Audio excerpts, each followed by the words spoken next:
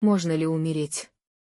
И при этом не исчезнуть? Можно ли выйти за пределы тела, не теряя себя, а наоборот, обретая все?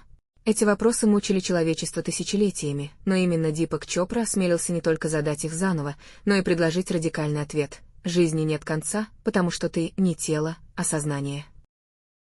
Не философ, не монах, не гуру в пещере, он практикующий врач, научный человек. Выпускник ведущих медицинских школ Индии и США, в прошлом главный врач в одном из госпиталей Бостона. Его путь начался в фармацевтической системе, основанной на таблетках, анализах и диагнозах.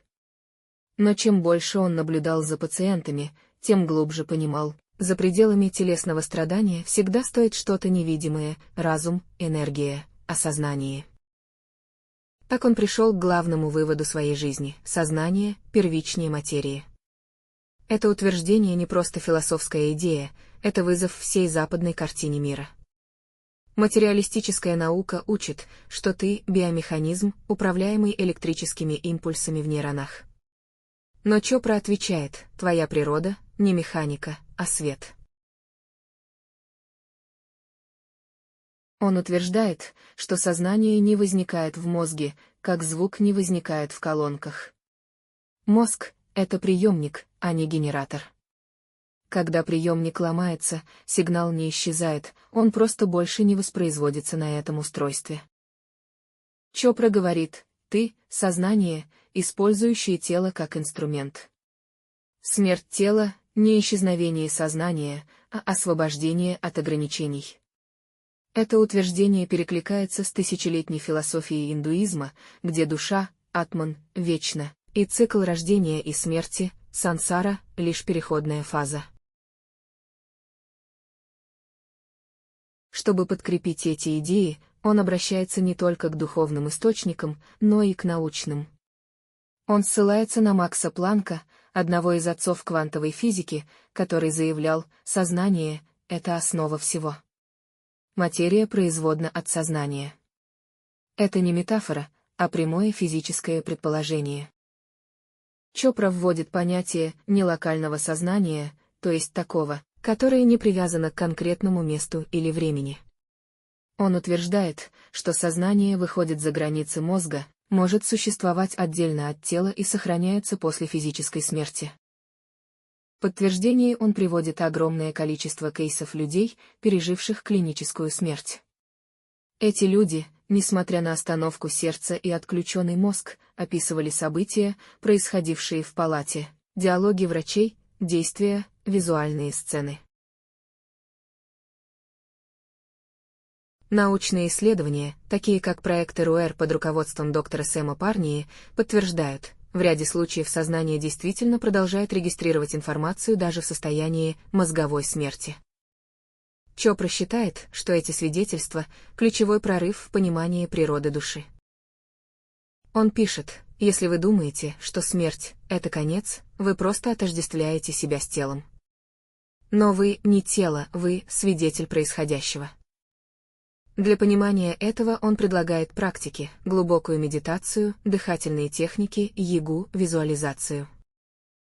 Цель этих практик — вернуть человека в состояние осознанности до того, как возникла его личность. Потому что, по Чопре, личность — это временная маска, а за ней скрывается вечный наблюдатель. Он называет это чистым сознанием. Это состояние, в котором нет страха, привязанностей, времени и даже смерти. И если ты научишься в него входить, смерть станет для тебя не кошмаром, а освобождением.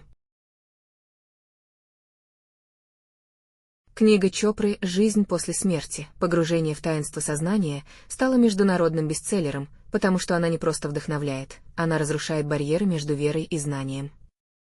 Он объясняет тонкие вещи языком современной нейробиологии, но не теряет духовного масштаба. Он подчеркивает, вы не должны верить в это. Просто закройте глаза, дышите и почувствуйте, кто вы, если убрать все роли, имена и формы. Тогда вы увидите, смерти нет. Есть только переход. Его философия не отвергает науку. Наоборот, она призывает ее выйти из коробки материализма. Он сотрудничал с научными институтами, проводил эксперименты по влиянию медитации на работу мозга, кардиоритм, гормональные уровни и клеточную активность. И результаты удивляют даже скептиков. Во время медитации изменяется структура нейронных связей, снижается уровень кортизола, увеличивается активность префронтальной коры. А главное, уходят страх и тревога перед смертью. По Чопре, страх смерти возникает из-за ложного отождествления себя с телом. Но как только ты осознаешь, что ты — энергия, ты больше не боишься, потому что энергия не умирает, она только трансформируется. Он приводит метафору: смерть — это как снятие одежды. Ты не исчезаешь, ты просто снимаешь тело, как старую рубашку. А потом надеваешь новую. Или не надеваешь вообще. Именно поэтому он критикует религии, которые пугают смертью, вместо того, чтобы помочь человеку подготовиться к переходу. Смерть — это не суд, а свобода. Не наказание, а возвращение в дом, из которого ты вышел, чтобы поиграть в игру под названием «Жизнь». Таким образом, Чопра разрушает границу между медициной, наукой, философией и мистикой. Он говорит: все одно. В теле ли ты или вне тела, ты есть. Ты наблюдаешь. Ты осознаешь. И значит, ты существуешь вечно. На протяжении веков наука старалась держаться на безопасной стороне береговой линии. Слишком долго мы были уверены, что все объясняется химией, нейронами и законами Ньютона. Все, что нельзя измерить, считалось вымыслом, и смерть в этом контексте всегда была простой: конец, финал, выключение света.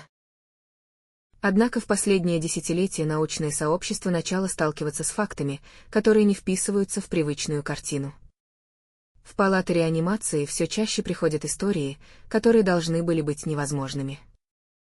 Пациенты, находившиеся в состоянии клинической смерти, начинают описывать события, происходящие в реальном времени, вне тела, вне мозга, вне логики.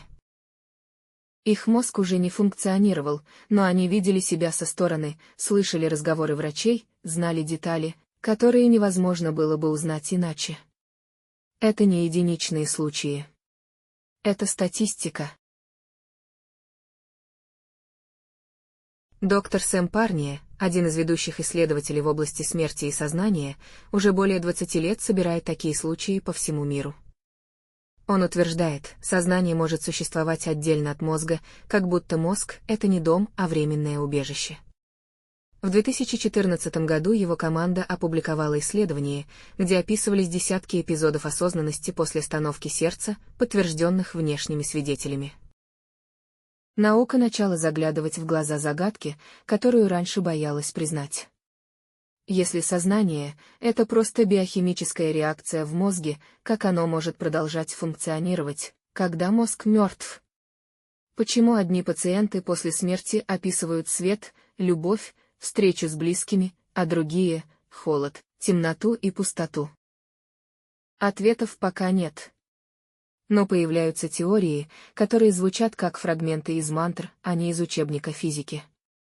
Квантовые физики, вроде Роджера Пенроуза и Стюарта Хаммероффа, предложили гипотезу: сознание — это квантовый процесс, происходящий в микротрубочках нейронов.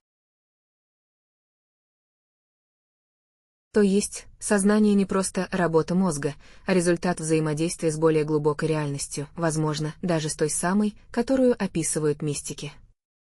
Когда тело умирает, квантовое поле не исчезает.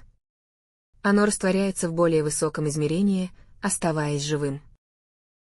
Это уже не просто теория. Появляются исследования, которые подтверждают, что акт наблюдения влияет на результат эксперимента. В квантовой механике частица существует в суперпозиции во множестве состояний одновременно, пока ее не наблюдают. Сознание, как кажется, меняет саму материю. И здесь наука сама спотыкается о свои догмы. Если сознание влияет на реальность, то что это за сила? Почему она не умирает вместе с телом? Что, если это и есть искру, которую религии называют душой, а мистики — божественным присутствием? Профессор Джон Эклклс, лауреат Нобелевской премии, еще в 20 веке говорил: «Сознание не может быть порождением мозга». Он верил в дуализм, идею, что разум и тело — это разные сущности. Современная наука пытается отвергнуть дуализм, но с каждым годом реальность подбрасывает новые аргументы в его пользу. Возникает главный вопрос: если сознание не умирает, куда оно уходит? Некоторые ученые предполагают, что после смерти мы возвращаемся в универсальное поле сознания, нечто вроде информационного океана, где записано все, что когда-либо было пережито. Это похоже на хроники Акаши в эзотерике, но в научной оболочке. По сути, это единый банк памяти всего сущего. Твоя личность, твой опыт, твои эмоции — они никуда не исчезают, а впитываются в коллективное сознание. А теперь остановись и подумай: если это правда, тогда что такое Бог? Это не старец на облаке, не идея, не моральный судья. Это само сознание, само поле наблюдения, которое знает, кто ты, потому что оно и есть ты. Значит ли это, что наука приходит к Богу? Не в религиозном смысле, но в фундаментальном, энергетическом, квантовом. Бог — не существо, а структура реальности. Бог — это наблюдающий разум, в котором происходит все, включая тебя. Дипак Чопра говорил: наука без духовности слепа. Духовность без науки — иллюзия. Сегодня мы стоим на грани, где эти два полушария сознания начинают соединяться. Больше нельзя просто отвергать потустороннее, как сказку.